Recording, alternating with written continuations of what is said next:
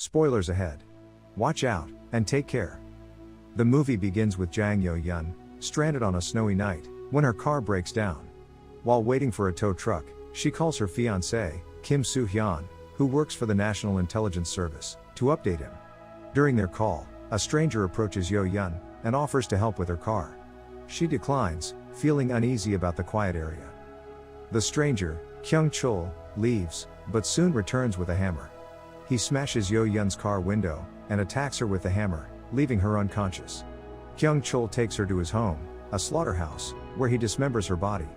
Her engagement ring falls into a sewer, but he ignores it. A few days later, 3 children playing under a bridge find a plastic bag containing a human ear, Yo-yeon's. The gruesome find causes panic, and police, including Squad Chief Jang, Yo-yeon's father, search the area for her remains. Jang fears the worst as she has been missing for days. After a lengthy search, a police officer discovers a suspicious object at the bottom of a shallow river. He uses a stick to turn it over, revealing Yo-yeon's head. Panicked, the officer shouts for everyone to hear, drawing the attention of journalists and locals. Soo-hyun arrives, just as a forensics worker, carrying Yo-yeon's head in a cardboard box, trips and drops it. The head rolls out in front of him and Jang, who are horrified by the sight.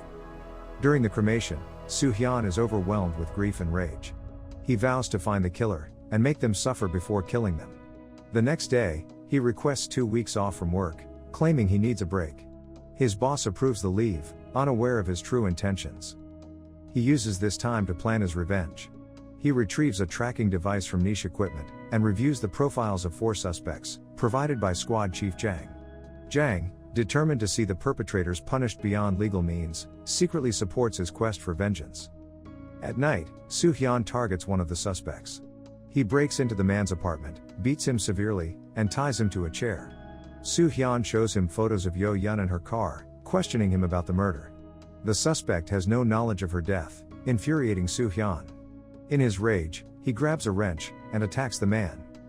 The next day, Soo-hyun continues his search, and spots the second suspect riding a motorbike. He deliberately crashes into the suspect, causing him to fall. Soo-hyun then tortures and interrogates him in the middle of the road, but the man is not the killer. Frustrated and exhausted, he returns home. However, his search is about to end, as the third suspect is Kyung-chul, who is meanwhile preparing to commit another crime. He targets a woman waiting at a bus stop, and takes her to his slaughterhouse, where he kills her with a guillotine. The next day, Soo-hyun visits Kyung-chul's parents' house, pretending to be an insurance agent. He learns that Kyung-chul no longer lives with them, but left his son behind. Soo-hyun gets his current residence from the boy, and quickly heads to the house. Although Kyung-chul is out, Soo-hyun searches the house, and discovers a disturbing collection of bags and women's underwear. He also finds a door leading to a blood-soaked slaughter room, where victims have been mutilated. There, he finds Yo-yeon's engagement ring in the sewer, confirming the murderer. At the same time, the police are investigating Kyung-chul at his job, as a school bus driver. They arrive at his workplace, only to find he has just left to drop off the children. Taking advantage of his job to blend in, he plans to kill the last child he is supposed to drop off. However, Soo-hyun tracks him down, before he can harm the girl. Kyung-chul, underestimating Soo-hyun, tries to attack him, who, a skilled intelligence agent, easily overpowers Kyung-chul, knocking him unconscious, and putting an end to his reign of terror. When Soo-hyun captures Kyung-chul, he decides not to kill him immediately. Instead, he wants him to suffer more, and places a tracking device and a mini microphone in his mouth, then breaks his hand. He wakes up to find money on his chest, which Soo-hyun left to cover his medical costs. Soo-hyun wants him to live long enough to endure more torture. Confused, but thinking Soo-hyun is just a madman, Kyung-chul hails a taxi. Inside, he notices that the driver's photo doesn't match the actual driver, and suspects something is wrong. Fearing for his life, he attacks and kills the driver and another passenger, as the taxi speeds down an empty road. After the car crashes into a tree, Kyung-chul finds the real taxi driver's body in the trunk. He dumps all 3 bodies in the forest, and drives off in the taxi. The next morning, he goes to a clinic, to treat his injuries. There, he becomes interested in a young nurse, and when she is alone, he tries to assault her. However, Soo-hyun hears his plan through the mini microphone he planted, and rushes to the clinic, intervenes, and starts torturing Kyung-chul again. To ensure he suffers more, Soo-hyun cuts his Achilles tendon, causing him excruciating pain, and knocking him unconscious. As night falls, Kyung-chul wakes up in a deserted parking lot, battered and angry. He's frustrated by the relentless torment, and vows to destroy anyone who dares to mess with him. Later, his taxi breaks down. Desperate, he hides a knife, and tries to steal a passing car, only to discover it's occupied by soldiers. He reluctantly abandons the theft, and asks the soldiers for a ride to a friend's place. Meanwhile, Jang calls Soo-hyun, to warn him that the police are now searching for Kyung-chul. Concerned for Soo-hyun's safety, Jang asks him to stop his pursuit, and let the police handle it. Yo-yeon's younger sister, Se-yeon, also pleads with him to abandon his revenge, arguing that it won't bring Yo-yeon back. Despite their pleas, he is determined to continue his plan of torture.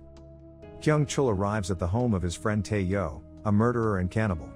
He explains his predicament, and Tae-yo speculates that his pursuer might be a family member of one of his victims. Kyung-chul recalls Yo-yeon's engagement ring, and wonders if her husband is after him. Tae-yo finds the situation amusing, and mocks both him and Soo-hyun, which infuriates Soo-hyun, who decides to confront Tae-yo, ready to teach him a lesson for his insults, and for making light of the situation.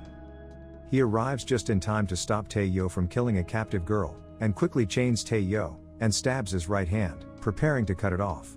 Just then, Kyung-chul bursts into the kitchen with a rifle, but misses Soo-hyun, who escapes upstairs. Kyung-chul and Tae-yo split up to find Soo-hyun, but end up being ambushed and incapacitated by him. He calls the police to arrest Tae-yo and his accomplice, but he decides to take Kyung-chul to his hiding place, instead of leaving him for the authorities. There, Soo-hyun's friend accidentally reveals that Kyung-chul has a tracking device in his body, and mentions it can be removed by defecating. Kyung-chul overhears this while pretending to sleep. After resting, Soo-hyun takes Kyung-chul to an abandoned tunnel, and releases him, who, now knowing how to remove the tracking device, taunts Soo-hyun, saying he will make him regret not killing him, and revealing that Yo-yeon was pregnant when he killed her, shocking Soo-hyun. Kyung-chul then goes to a pharmacy, kills the pharmacist, and steals laxatives to remove the tracking device, which he hides in a public restroom. When a policeman with a stomachache enters the restroom, Kyung-chul beats him severely, and places the transmitter in the officer's mouth, before driving off in the police car. Soo-hyun arrives at the restroom, finding the beaten policeman, but no trace of Kyung-chul. Meanwhile, Kyung-chul calls Section Chief Oh, claiming he will turn himself in after dealing with Soo-hyun. Soo-hyun, at the hospital where Tae-yo is being treated, learns from him that Kyung-chul plans to kill Yo-yeon's family, to exact revenge, and then surrender to the police, to avoid being killed by Soo-hyun. Enraged, Soo-hyun decides to punish Tae-yo, tearing his jaw off, before rushing to Jang and Se-yeon's house. Tragically, he arrives too late. Jang is severely beaten with a dumbbell, and Se-yeon has been murdered. Kyung-chul calls Soo-hyun, to announce that he will soon turn himself into the police. He taunts Soo-hyun, saying he has won this deadly game. He has already informed the police of the time and place for his surrender. As the designated hour arrives, the police gather at the location, ready to apprehend him. A car pulls up, and the driver emerges, revealing Kyung-chul covered in blood, raising his hand to signal his surrender. Unbeknownst to the police, Soo-hyun is waiting nearby. Seizing the opportunity, he drives his car at Kyung-chul, snatching him away, before the police can react, and transports Kyung-chul to the slaughter room in his home, the very place where Kyung-chul's grisly crimes began. There, Soo-hyun tortures Kyung-chul, in multiple ways. He then prepares a guillotine trap. Kyung-chul is forced to hold a rope in his mouth, which is connected to a door. If Kyung-chul lets go of the rope, or if the door is opened, the guillotine blade will fall and decapitate him. After setting up the trap, Soo-hyun leaves, and contacts Kyung-chul's family, urging them to come to his house. Concerned, Kyung-chul's son and parents rush over.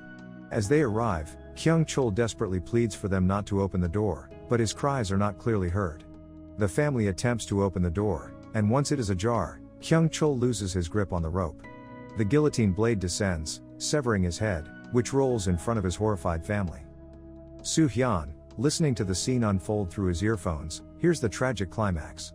With Kyung-chul finally dead, he removes his earphones, takes a moment to reflect, and then breaks down in tears. The end. Thank you for watching. Subscribe if you'd like to see more videos like this. Turn on the notifications, and leave a like to help the channel out.